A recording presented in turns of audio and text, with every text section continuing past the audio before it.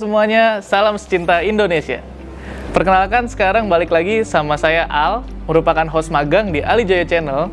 Yang kali ini kita masih berdiskusi tentang topik yang sama dari sebelumnya, yaitu tentang proses manajemen risiko. Tapi sekarang kita udah sampai ke komponen yang paling penting, yaitu tentang proses penilaian risiko. Nah, untuk membahas proses penilaian risiko, kita mulai dari yang paling pertama nih, identifikasi risiko. Untuk itu, kami sudah kehadiran suatu narasumber, yaitu saudara Stevi ada di sebelah saya. Halo. Halo. Nah, saudara Stevi ini adalah akademisi muda dari Universitas Parahyangan. Oke, langsung aja. Kira-kira identifikasi risiko menurut Stevi gimana sih? Oke, makasih ya Al atas kesempatannya. Jadi di sini kita mulai dulu.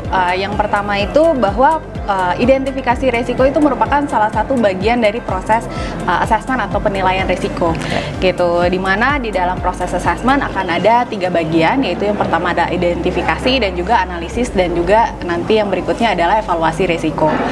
Untuk proses identifikasi risiko sendiri itu artinya proses di mana kita kenali risiko-risiko apa saja yang perlu kita identifikasi nantinya yang bisa menggagalkan pencapaian tujuan kita. Oh iya. Gitu.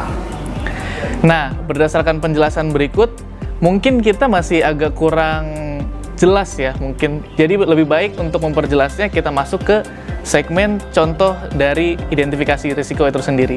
Kira-kira gimana, Stevi, contoh dari identifikasi risiko itu? Oke, kalau identifikasi risiko, saya ambil contoh di dalam kehidupan sehari-hari. Ya, kita harus jelas dulu, kira-kira tujuan kita itu mau seperti apa. Saya ambil contoh, misalkan tujuan kita adalah dari Bandung, berangkat dari Bandung ke Jakarta dengan menggunakan kereta api. Ya. Oke, dan saya harus tiba di Jakarta pada pukul 12 siang besok hari. Maka saya harus identifikasi resiko saya, kira-kira resikonya ada apa saja. Kalau misalkan saya naik kereta api dari Bandung ke Jakarta, maka resiko yang relevan dengan tujuan saya itu adalah apakah saya mendapatkan tiket kereta api misalkan sebelum tiba jam 12 siang di Jakarta. Jadi itu salah satu contohnya. Sedangkan kalau misalkan kita lihat resiko itu kan sebenarnya banyak ya. Maksudnya ketidakpastian itu banyak gitu. Jadi ada ketidakpastian yang tidak relevan dengan tujuan kita gitu. Contohnya, saya ambil contoh, kemacetan itu adalah ketidakpastian gitu. Sedangkan kalau misalkan kemacetan misalkan dari Bandung ke Jakarta di jalan tol itu nggak akan relevan dengan tujuan saya karena saya menggunakan kereta api. Betul.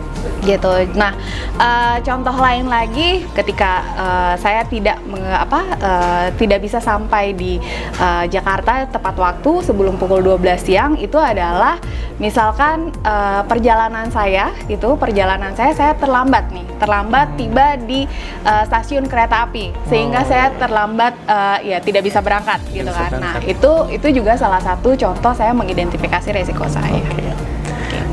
Nah, kalau tadi itu baru sebatas dari contoh kehidupan sehari-hari.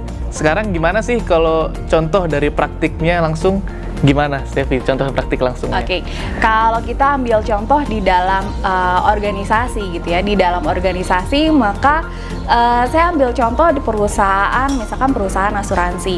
Jadi salah satu tujuan dari perusahaan asuransi adalah bagaimana mereka menjaga supaya proses klaim itu bisa berjalan dengan lancar. Supaya apa? Salah satunya adalah supaya tidak ada keluhan atau komplain dari pelanggan. Gitu, karena kalau misalkan ada komplain dari pelanggan, biasanya perusahaan asuransi itu bisa jadi itu yang pertama akibat dan dampaknya itu bisa sampai kepada mereka itu satu dari sisi reputasi, gitu, dari sisi reputasi. Kemudian juga di mana perusahaan asuransi juga mereka itu juga diawasi oleh OJK, sehingga kalau seandainya ada keluhan dari nasabah terutama, nah keluhan nasabah tersebut itu bisa jadi membuat dari OJK itu memanggil perusahaan asuransi untuk menanyakan kira-kira kenapa bisa sampai seperti sejauh itu ya? Gitu, sehingga satu sisi itu bisa berdampak kepada reputasi dari perusahaan asuransi tersebut, dan juga itu berdampak pada biasanya bisa juga terjadi ada ada, kalau misalkan berkaitan sampai kepada ranah hukum, maka itu bisa berkaitan dengan resiko hukum dan compliance di nasabah. Oke, baik sekali. Sekarang kita jadi udah tahu kan, mulai dari gambar umum, contoh kehidupan sehari-hari, sampai contoh praktikal dari identifikasi risiko. Jadi sebenarnya kalau bisa saya simpulkan, identifikasi risiko itu langkah yang sangat awal sekali ya. Betul. Jadi dia benar-benar hanya menemukan dan mengenali risiko-risiko yang tentunya harus relevan dengan tujuan dan konteks-konteks yang sudah dijelaskan sebelumnya, gitu kan? Ya. Oke, mungkin diskusi kita sampai di sini saja, Stevi. Selanjutnya nantikan video-video dari kami selanjutnya, dan mari kita tutup saja segmen ini dengan mengucapkan salam cinta Indonesia. Oke. Salam cinta Indonesia.